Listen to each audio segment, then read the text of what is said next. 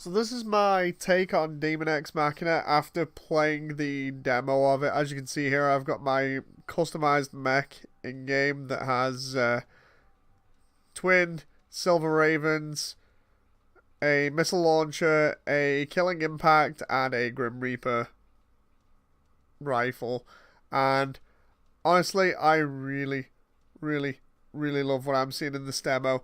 This demo provided us with a very good idea of how missions would play out, how customization plays out, how the character plays into everything, and gives a little bit of story. This is everything a demo should be. This is a really good release by Nintendo. But what does it have in it for Armored Core fans? That's what a lot of you are going to be asking me, primarily because of my old ties to Armored Core. So, if you couldn't tell, like if you go back and watch the stream, I am excited like crazy on stream because of how much this ties in. If you've played old Armored Core from 1 through to 4, it feels exactly like that. It does not feel like 5, because I know a lot of people don't like 5. It feels like everything from 1 through to 4. As it is so cool. Where to start? So the character customization actually links in with how your mech handles. The characters themselves evolve as though they are human plus characters. You can go put them through surgery in the lab area to the left in the hangar, and that actually upgrades or augments them. And you can get things like bionic eyes that increase your range or your targeting.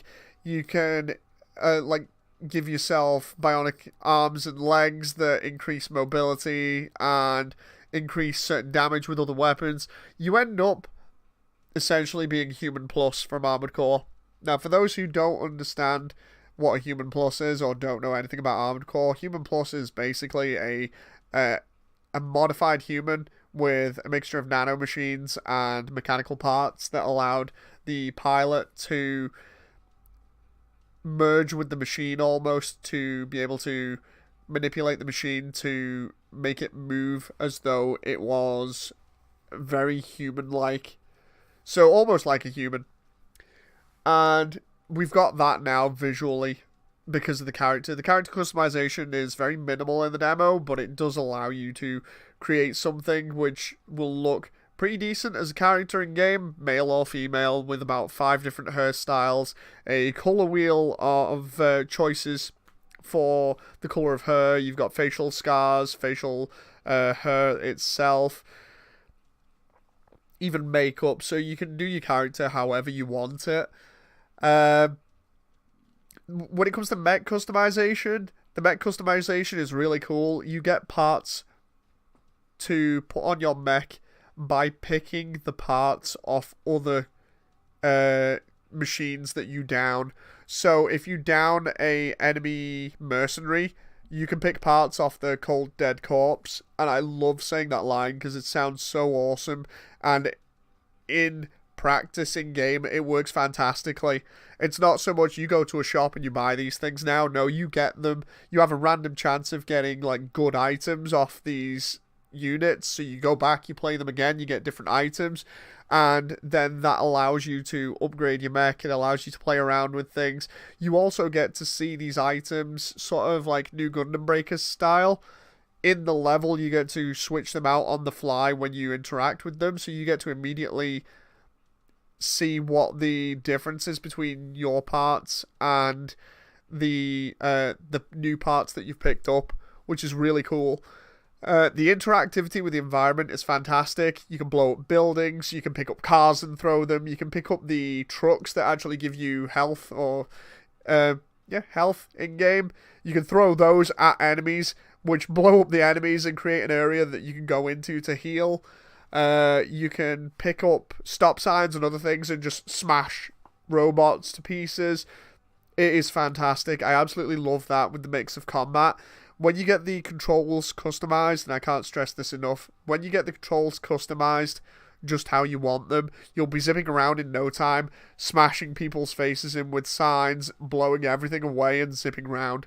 is fantastic as a feeling because you feel really fast, you feel really powerful, and you are just spraying everything with a mixture of lead missiles and anything else you can get your hands on. So bazooka rounds, grenades, you name it, that's in the demo at the moment. It is absolutely fantastic. It is a pure power fantasy mixed with mech combat that is insanely fast. Apart from that, we've got 4 missions at the moment. We've got a couple of missions where you are versus like bosses. You end up versus 2 enemy machines when you're doing like a tower defense area. You've got a final boss, which is like an arms force from Armored Core 4 Answer, which is really cool, and you can break its own weapons off and use them against it, which is really neat. And then you've got 2 standard missions, which kind of ease you into the game. You've got your Raven's Test, or almost like your Raven's Test, and then you have a standard mission, which is just destroy AI in one area, which was taken from the E3 demo, so you get to play that demo. You get to see the 9-ball lookalike and the other character that's with him. And it's a really well done demo. I can't stress that, just because it allows you to access a lot of the game in terms of the gameplay and to get a feel for it. And there's no timer on it. You can keep going back into it. Apparently they're offering it for a limited time. There isn't actually any countdown timer like the Resident Evil 2 demo had, but with this, there isn't any timer as such that I know of at the moment, so you can pick this up from the Nintendo eShop and just play it. You can save your files over and over again so you don't lose track of where you are, and you can just have lots of fun with it.